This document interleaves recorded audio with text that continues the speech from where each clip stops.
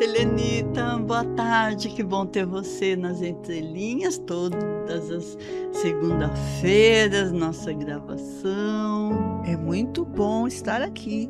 E esse tema tem surgido muitas perguntas sobre esse tema, né? Sim, a série Codependência, né? E as pessoas que são codependentes, ao assistir, vai despertando o desequilíbrio que ela tem nela mesma e que ela não consegue compreender. Sim. Então, eu vejo que devemos prestar atenção, repassar esse vídeo, compartilhar esse vídeo, porque muitas pessoas necessitam desse conhecimento. Sim. E tem livros e livros escritos, às vezes com uma leitura mais complicada, e aqui a gente fala da vida, da experiência de cada dia. Você traduz os livros para a prática. Isso. Isso é ótimo. Porque hoje em dia mais a metade da população não lê mais, né? É difícil o pessoal parar para ler um livro. Mas é bem mais fácil escutar, né? Um podcast, uma palestra, enriquece bastante. E hoje nós vamos falar... Principalmente alguém como você que conhece esse tema há 39 anos. Nós vamos falar um processo que é sair da culpa e ir para a responsabilidade. É um processo profundamente libertador. Eu diria que as pessoas têm dificuldade de conviver com a culpa, porque você sempre vai ficar perdendo para a vida, perdendo para os relacionamentos, enfim, fixado no passado, naquilo que você errou, julgando você no que você errou, no que você acertou, julgando as outras pessoas, porque a gente procura culpados. Então, é um processo que primeiro eu tenho que estar no fundo do poço, eu penso. Olha, não aguento mais, preciso arrumar um outro jeito de pensar, um outro jeito de sentir. Então, é sair da culpa e aceitar a sua responsabilidade. Do passado, a gente não consegue mudar. Passado passou. Passou, né? Se houve acertos, que bom. Se houve erros, que bom também, porque eu aprendi com eles. Os erros nos amadurecem. Importante a pessoa querer aprender com o erro. A gente vai devagarzinho tendo mais maturidade com os fatos da vida, mais maturidade para lidar com as situações. E no caso da dependência química, eu acredito que a culpa, ela vai assim ao quadrado, a enésima potência, vamos dizer, porque a culpa do cuidador do dependente, de quem tem o dependente na família, do codependente. A mãe pergunta onde eu errei na educação dessa pessoa. O pai acusa, culpado é você. O pai acusa. E às vezes se autoacusa, dizendo, se eu tivesse sido mais presente, se eu tivesse tido mais condição de pagar alguma escola que corresse como a escola normal, enfim, a gente arruma complicações que nem sempre são da gente, são situações que aconteceram e que hoje, olhando para o passado, cabe a mim. Que vira fantasma, né, na cabeça da pessoa. E também sai do ciclo de repetição, porque se eu não fico culpando, procurando culpados, eu fico num ciclo de repetição. Acontece alguma coisa, eu já pergunto para mim interiormente ou para alguém quem é o culpado. Só pode ser a avó, só pode ser o marido, só pode ser o irmão mais velho que usou droga. Então, todo mundo procura uma justificativa de culpa, né? Uma justificativa de culpa. O doente emocional comum, vamos dizer, de qualquer situação, ele parece que ele tem um processo de pensamento que quando acontece alguma coisa, não precisa ser grandes coisas, qualquer situação, a mente dele já procura que alguém é culpado. Se o relógio atrasou, é porque alguém mexeu. Garanto que foi o fulano que eu conheço que gosta de mexer no relógio. Eu estou falando que não é grandes coisas, mas a mente já funciona assim. O processo pensante, criativo, já é dessa forma. Aconteceu alguma coisa, tem algum culpado. Eu não acordei hoje por causa que o relógio não despertou. É a culpa do relógio. E aí eu vou dizer, nos relacionamentos, o jogo da culpa, eu culpo você, você me culpa, eu aponto você, você me aponta. Uma hora eu sou o perseguidor, outra hora eu sou a vítima, outra hora eu sou o salvador da pátria. Aliás, eu vou preparar alguma coisa sobre isso, né? Que as pessoas ficam sempre assumindo uma posição, às vezes mudando de posição quando interessa. Eu sou o perseguidor, mas daqui a pouco eu também sou a vítima. Quando interessa, eu sou a vítima.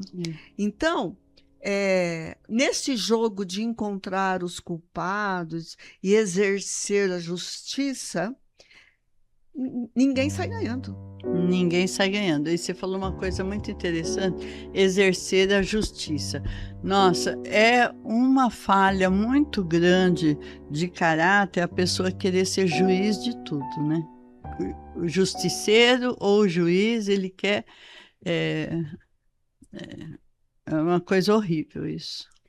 Eu nem sei se que a gente pode falar caráter. Eu penso que é uma maneira da gente processar o pensamento. A gente já tem uma categoria de duas balanças, ou é certo ou é errado. Se é errado, existe um culpado. E aí vai esse processo de pensamento sempre longe de mim, né? A balança é fora de mim, né?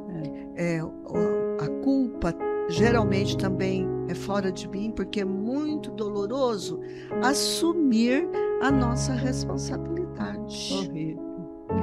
Dói muito. E, na verdade, é libertador. Conhecereis a verdade, diz Jesus Cristo, e a verdade vos libertará. A verdade sempre liberta mesmo. Liberta. Né? Então, a hora que eu consigo separar a minha responsabilidade, deixo a responsabilidade do outro para o outro. Eu nem preciso apontar a responsabilidade do outro, mas eu consigo separar a minha responsabilidade. Então, as coisas já vai sendo facilitada interiormente. E aí, no caso da dependência química e da codependência, nós vamos buscando uma solução. Eu vejo que o dependente químico, ele também geralmente tem um processo de acusação. É porque minha mãe foi embora, é porque o meu pai abandonou a família, é porque eu não consegui estudar na escola que eu queria, é porque minha mãe me tirou da escola particular e pôs eu na escola pública. E nunca aquilo sai da minha responsabilidade e eu coloco outra pessoa nessa responsabilidade. E daí a gente costuma dizer, a codependência e a dependência química, ela não chegou sozinha na sua vida. Dependente de remédio. Porque o que é a droga, meus queridos? A droga é aquilo que traz alívio. A pessoa está com uma dor interior, e todos nós temos dor interior. É verdade. Às vezes até a pessoa é viciada em remédio antidepressivo. E essa dor interior é rapidamente resolvida com a droga. Assim como, por exemplo, uma pessoa raivosa, ela tem aquela explosão de ira. Interiormente, ela se sente muito melhor, instantaneamente. É como um crack na vida.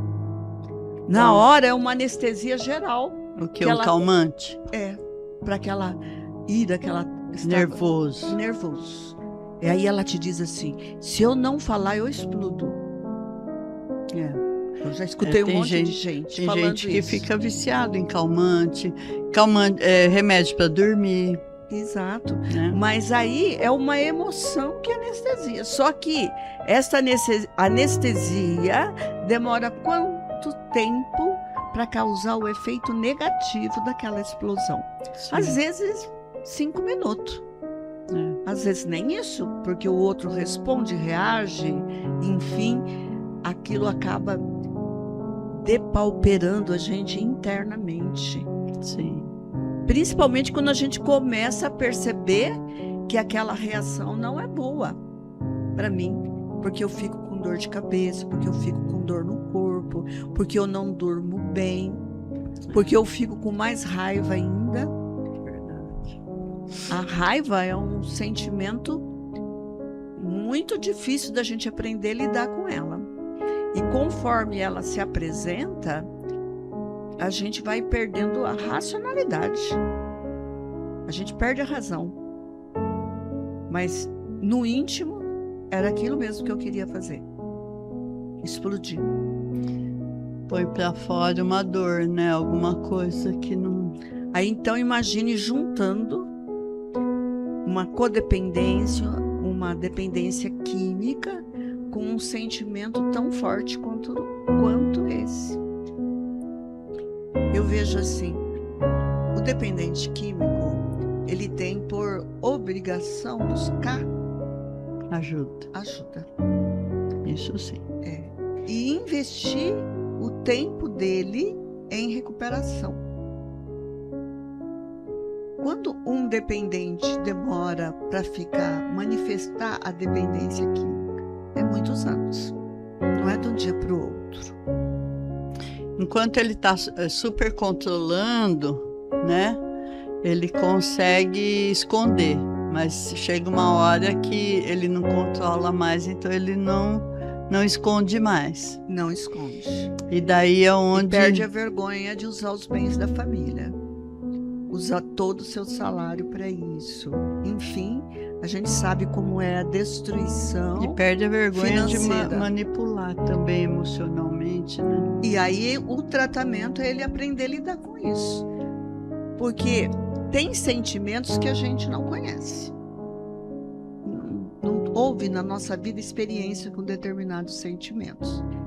Mas o dependente químico, junto com a dependência, vem também toda a manipulação, né? Toda mentira. Ninguém ensinou ele a mentir, mas ele precisou aprender a mentir para a sobrevivência dele. Para esconder. Para a sobrevivência dele, familiar às vezes, né? E às vezes a família também quer que ele minta. Né? Você não usou droga, né? Você não usou. Qual é a resposta que ela quer ouvir? Não usei. São fugas, né? No diálogo. Eu já estou dizendo para o outro, fala para mim que você não fez isso. Porque eu não quero ouvir que você fez. E o outro dá a resposta que ele quer ouvir.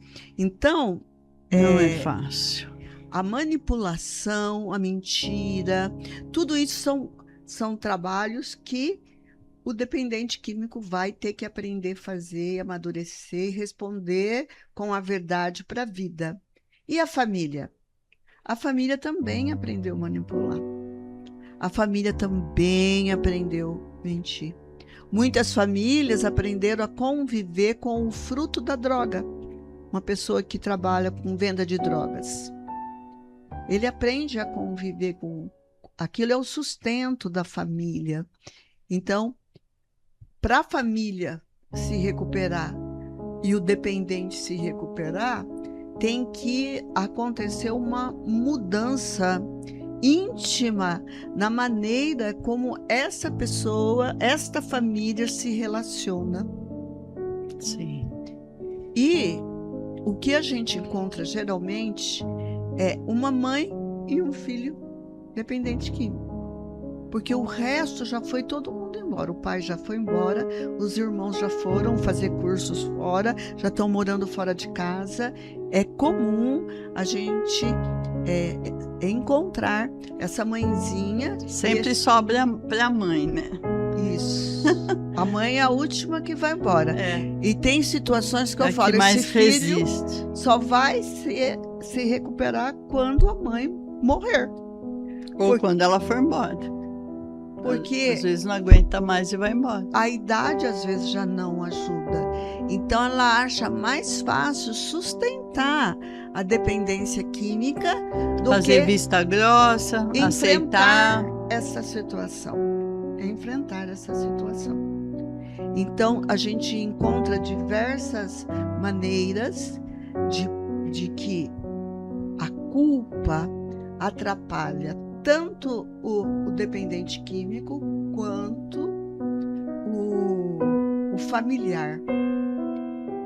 E para que haja recuperação, as duas partes, ou as três partes, quem estiver morando na família, no núcleo familiar, e às vezes distante, mas que tem contato contínuo com a família, todo mundo deve participar de alguma maneira, se inteirar do que está acontecendo de verdade para poder ajudar, porque senão vai atrapalhar.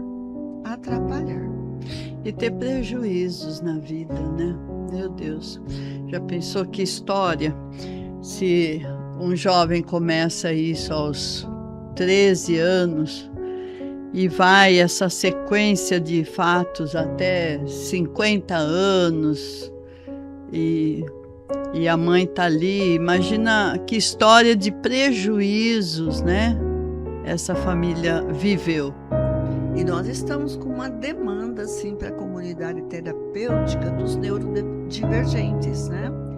Porque como está aumentando essa demanda no mundo, vamos dizer, a comunidade terapêutica está também recebendo essa demanda. E hoje a estatística disso é muito alta. Eu li estatística que 75% dos neurodivergentes, eu nem acredito nisso, mas é o que eu li, vão desenvolver a dependência química. Ou vão para o uso de droga, e aí com uma boa interferência da família, dos terapeutas. Neurodivergente, para quem está nos ouvindo e não sabe exatamente, precisa de um exemplo para poder se situar dentro dessa conversa. Um autista. Se fala muito na nossa sociedade sobre a criança autista, mas ninguém fala do adulto autista. Por quê? Se começou, né, a aumentar o autismo no mundo todo há 20 anos atrás, hoje já temos adultos autistas. E nem toda família é estruturada para dar o desenvolvimento correto para o autismo, né? E o autismo também produz codependentes. Sim, aí o que acontece? Então são neurodivergentes que na vida adulta a tendência é realmente não ter mais família acolhendo, porque os pais envelhecem, já não tem mais estrutura para cuidar do neurodivergente, a família muitas vezes não quer, coisa que hoje nós estamos vendo que a escola particular não quer, o adolescente neurodivergente. E aí vai criando situações e situações que acaba mesmo tendo tendência aí a vícios, né? Às vezes não chega à dependência, mas... Não, mas quando entra para dependência não sai mais. Eu sei, mas às vezes a pessoa vai ao uso. E como geralmente essas pessoas são acompanhadas por terapeutas de diversas áreas, isso daí é localizado rapidamente. Hoje, se você for avaliar mesmo os moradores de rua que usam crack, que usam droga o tempo todo e vivem que nem um zumbi, muitos deles são autistas, entraram num túnel que não tem fim. É complicado. E a gente percebe quando na comunidade terapêutica nós estamos ministrando o treinamento, porque é um treinamento dentro da comunidade terapêutica. Inclusive, para a gente tocar nesse assunto, a gente poderia convidar, inclusive, profissionais da saúde, psiquiatra, psicólogo, tudo, para entrar nesse assunto que você tocou, sobre os neurodivergentes na entidade antidroga e de tratamento para os adictos, que é um assunto hoje totalmente atual e necessário, urgentíssimo. E novo, né? Porque nem todo mundo sabe dar a informação correta. Novo, mas já está numa proporção gigantesca, né? A nível de conhecimento, ele é novo. Mas está numa demanda muito grande já. Muito alta. Muito alta. E a gente percebe, à medida que a gente vai no treinamento, né, de recuperação, que existe essas dificuldades e que não estão nem localizadas nem pelos pais, nem pelos próprios, né, os que estão vivenciando a situação. Existe o neurodivergente leve, né? O nível 1, às vezes até um pouco mais leve que chamam nível 1 aí, porque realmente há graduações, né? Eles são muito caso a caso. Mas se é uma situação leve, vai se denotar muito mais prejuízo na vida adulta. Sim. É complicadíssimo isso. E a gente vê que, né, o neurodivergente, ele vai para o isolamento. É comum ele ir se isolando da vida, das pessoas, procuram profissões que se trabalha sozinho. E eu tive que ter coragem. Eu sempre penso, a pessoa tem que viver a sua vocação. Porque quando você vive a sua vocação, você acorda com propósito, com disposição, você quer conquistar, você tem já projetos na sua mente, né, que você quer conquistar, e tentar conduzir a sua vida nisso. Muitas vezes, como você está falando, os familiares não aceitam, né, e, enfim, a família até antevê que a pessoa não vai conseguir uma vida financeira próspera naquilo que ele tem vocação, porque o mercado não corresponde. Porém, é dinheiro ou felicidade. É isso aí. E você faz a decisão. E nem sempre o dinheiro vai trazer a necessidade justamente por causa disso. Quando a gente saiu da culpa, a responsabilidade não é mais sua. O outro é adulto, ele resolveu, eu posso somente dar o meu apoio. Então, eu não me sinto mais culpada, eu encaro a minha responsabilidade, você a sua, e vamos ser felizes, né? E não ficar debaixo de cobranças, né? De acusações. De culpas que carregamos. Julgamentos, cobranças, culpas, né? E qual o remédio primeiro para tudo isso? O perdão. Perdão, O perdão. Se perdoar e perdoar o outro, tentar entender. O amor, ele resolve tudo, viu? A pílula do amor, olha, passa dor de cabeça, dor no pé, passa tudo, viu? Eu falo que você aceitar o próximo com todas as dificuldades que ele tem é usar de misericórdia, né? Se você tem misericórdia de você, nas suas deficiências, né, nas suas necessidades, você sempre consegue ter misericórdia com você mesmo. Agora, por que não tem misericórdia na deficiência dos outros, né? Então, é a pílula do amor, acho que vai resolver, viu? Então, e aí passa por aceitação, né? Aceitação. Aceitação de si mesmo, da sua própria história, aceitação do seu casamento, aceitação que essa pessoa faz parte da sua família. Se for imaginar, tem pessoas que têm vergonha dela própria, tem vergonha dos seus familiares. Gente, para com isso, né? Não dá. Nós temos que pensar numa coisa. Temos defeitos, os outros também têm defeitos. Vamos tentar fazer o melhor, nos amar, nos aceitar. E disposição para perdoar. E eu diria que quando eu saio da culpa e vou para a responsabilidade, eu também tenho que abrir a minha mente, o meu coração para o novo. Eu acho muito interessante um versículo da palavra de Deus que diz: eis que faço nova todas as coisas. E todas as coisas é todas as coisas. Então, tudo vai se tornar novo no meu relacionamento com meu filho, no meu relacionamento com o meu marido, no meu relacionamento com a sociedade, a partir do momento que eu consigo deixar esse lugar da culpa e ir para o lugar do perdão, o lugar da aceitação, confiando que Deus tem propósitos para a nossa vida que nós ainda não conseguimos compreender. Não importa a idade que você tenha, mas há propósitos na nossa vida que ainda não foram realizados. E à medida que você amadurece,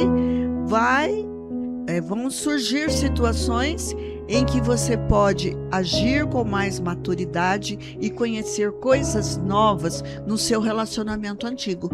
Dentro disso, eu procurei aqui agora, tem um verso em Romanos 12:2 que diz: e não vos conformeis com estes séculos, mas transformai-vos pela renovação da vossa mente, para que experimentais qual seja a boa, agradável e perfeita vontade de Deus. Então, na palavra de Deus também fala da renovação da vossa mente. É isso que você está falando agora.